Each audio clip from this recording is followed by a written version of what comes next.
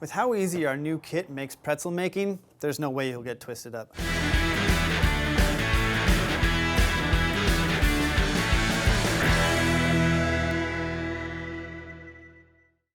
Today I'm going to walk you through how to use our Pennsylvania Dutch Pretzel Kit. It makes really good scratch-made pretzels at home, and it couldn't be easier.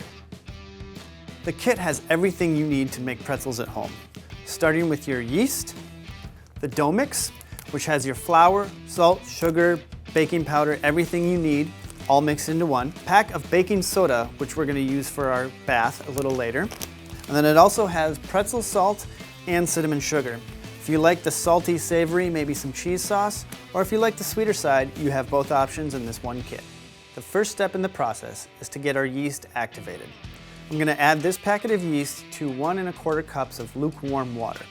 Lukewarm water is going to be somewhere between 85 and 100 degrees, so we don't want it too hot because that will kill off our yeast. We want to just rehydrate the yeast and get it moving. So I'll get the water started and I'm just going to set it right in our bowl. So I'm just going to dump our yeast directly into our mixing bowl. I'm going to pour it in a little aggressively. That'll agitate the yeast and get it moving. And now we're going to give our yeast about 5 to 10 minutes to start activating. You'll see some bubbles, and that's how you know it's ready. With our yeast activated, we're ready to add our dough mix. This has all the flour, salt, sugar, and baking powder that you need to make your pretzels. So we're just going to dump this in and set it on a low setting to start forming our dough ball.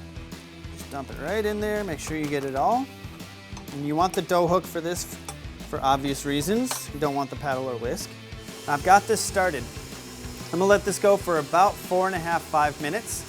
Once that dough starts to come together, I'm going to increase the speed to medium-low, a 2 or a 3 setting to start kneading that dough. Now that our dough is all mixed up, I'm going to form it into a ball here, nothing too crazy. I've got a glass bowl that I'm going to lightly grease. Just don't want it sticking. We'll set that dough in there. I've got some plastic wrap here as well. Lightly grease that. And I'm going to very loosely wrap it with our greased plastic wrap.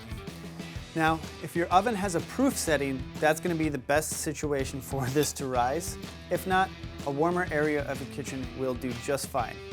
We're going to give it about an hour to rise, and it's going to about double, almost triple in size, and then we'll be ready to start forming our pretzels.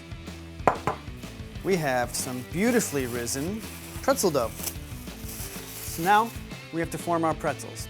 I'm going to lightly, very lightly grease our work surface here, and then I'm going to pour out our dough and get to work. This is 8 cups of water, and then we're going to add the pack of baking soda. And what that's going to do is it's going to allow that surface of the pretzel to brown up really nicely and give us that classic texture on the outside while maintaining a really nice soft pretzel on the inside. And it should plop right out just like that.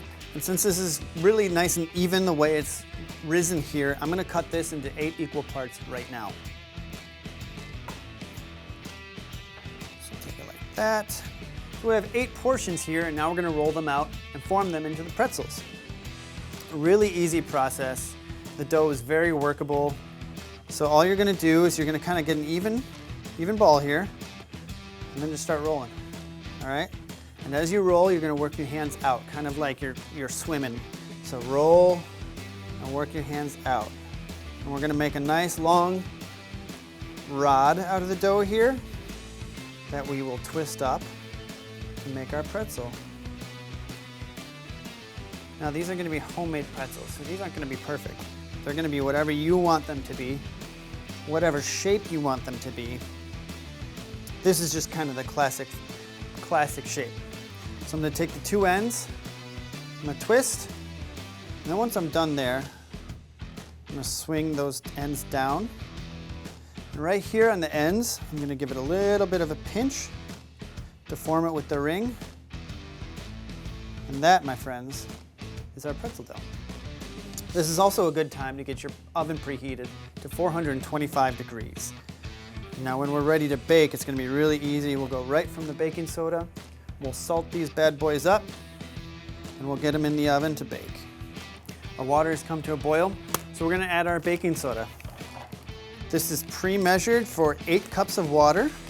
And I used a more shallow pot here so that we can add a few more pretzels in there and still be able to flip them. Whole bag in there, it's gonna bubble up. Give it a quick stir to make sure all that baking soda dissolves nicely.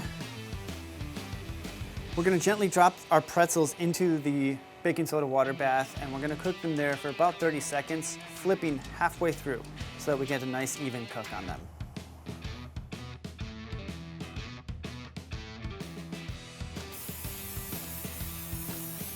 After 30 seconds, we'll take these right out, let them drip dry for a quick second, and onto a lightly greased baking tray.